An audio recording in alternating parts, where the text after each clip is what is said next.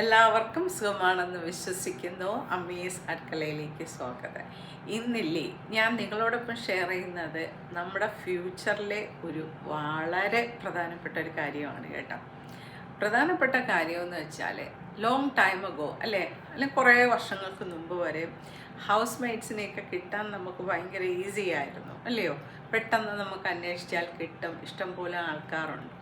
പക്ഷേ ഇന്നത്തെ കാലത്ത് നമുക്ക് ഹൗസ് മെയ്ഡ്സിനെ കിട്ടാൻ വലിയ ബുദ്ധിമുട്ടാണ്. അപ്പോൾ നമ്മൾ തന്നെ എല്ലാം ചെയ്ത് ശീലിക്കണം അല്ലേ. നമ്മൾ തന്നെ വീട്ടിലെ എല്ലാ കാര്യവും അറേഞ്ച് ചെയ്യണം, എല്ലാ കാര്യവും ചെയ്യേണ്ടതുമാണ് അല്ലേ.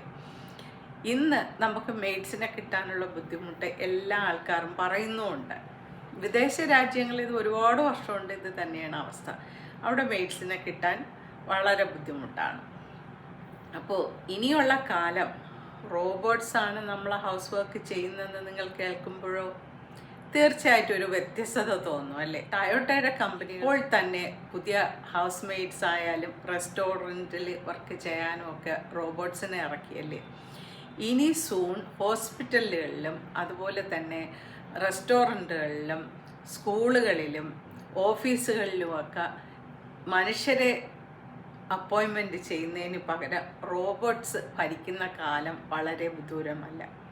അപ്പോൾ റോബോട്ട്സിനെ കൊണ്ട് ജോലി ചെയ്യിച്ചാൽ മറ്റൊരു കാര്യം എന്തെന്ന് വെച്ചാൽ സാധാരണ ജനങ്ങൾക്ക് ജോലി കുറയാൻ സാധ്യതയുണ്ട്. അതായത് കമ്പ്യൂട്ടർ വന്നതോടുകൂടി ഒരുപാട് ആളുകൾക്ക് ജോലി കുറഞ്ഞതുപോലെ തന്നെയാണ് റോബോട്ട്സ് വരുമ്പോഴോ റോബോട്ടിനെ ഓൺ ചെയ്തിട്ട് അതിനെ ട്രെയിൻ ചെയ്യാം അല്ലേ.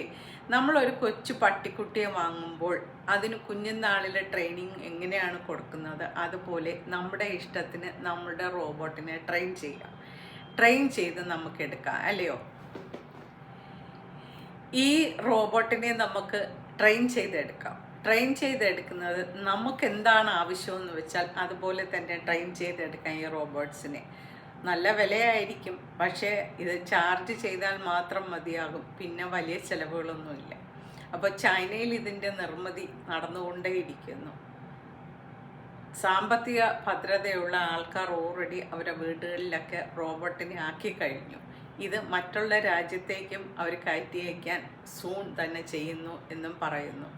അപ്പോൾ നിങ്ങൾക്കും താല്പര്യമുണ്ടോ ഒരു റോബോട്ടിനെ വാങ്ങിക്കാൻ ഹൗസ് വർക്കിന്? ഇൻ ദ ഫ്യൂച്ചർ നമുക്കൊരു ഹസ്ബൻഡിനെയോ വൈഫിനെയോ ഇതുപോലെ വാങ്ങിക്കാൻ കിട്ടും. കല്യാണം കഴിക്കേണ്ട ആവശ്യം വരുന്നില്ല, ഡിവോഴ്സിന് പോകണ്ട, സ്ത്രീധനം കൊടുക്കണ്ട, അതുപോലെ തന്നെ പരസ്പരം അടിയും വഴക്കും ബഹളവും ഒന്നും ഉണ്ടായിരിക്കില്ല. അപ്പോൾ അങ്ങനെ കുറച്ച് ബെനിഫിറ്റ് കൂടെ ഉണ്ട്. പക്ഷേ അതിൻ്റെ ബാഡ് വശത്തെക്കുറിച്ച് നിങ്ങൾ ആരെങ്കിലും ചിന്തിച്ചിട്ടുണ്ടോ?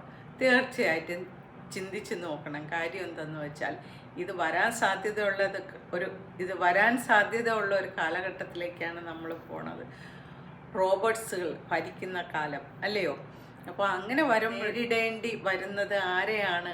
റോബോട്ട്സിനെയാണ് അല്ലേ.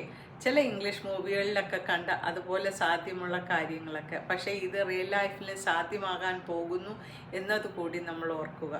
അതിനുവേണ്ടി കാത്തിരിക്കുക. എന്താണ് അതിൻ്റെ വരായികകൾ എന്ന് ഓർക്കുക. എന്തായാലും ഞാനൊരു ഹൗസ് മെയ്ഡിനെ വാങ്ങാൻ തീരുമാനിച്ചു കേട്ടോ. അങ്ങനെ ഒന്നിനെ കിട്ടിയാൽ തീർച്ചയായിട്ടും വാങ്ങിക്കും. കാര്യം നമുക്ക് ബുദ്ധിമുട്ടില്ല, എല്ലാം അതിനെ ട്രെയിൻ ചെയ്തെടുക്കാം. അതുപോലെ തന്നെ നമുക്കൊരു കൂട്ടുമാവും വീട്ടിൽ. ഒറ്റപ്പെടുന്ന ആൾക്കാർക്ക് ഒരു റോബോട്ട് കൂട്ടുണ്ടെങ്കിൽ നല്ലതാണ്. നമ്മൾ എന്തിനു ചിന്തിക്കണം അത് റോബോട്ടാണെന്ന്? കാര്യം എല്ലാ തരത്തിലുള്ള റോബോട്ടുകൾ നമ്മളെ വീട്ടിൽ തന്നെ ഇല്ലയോ.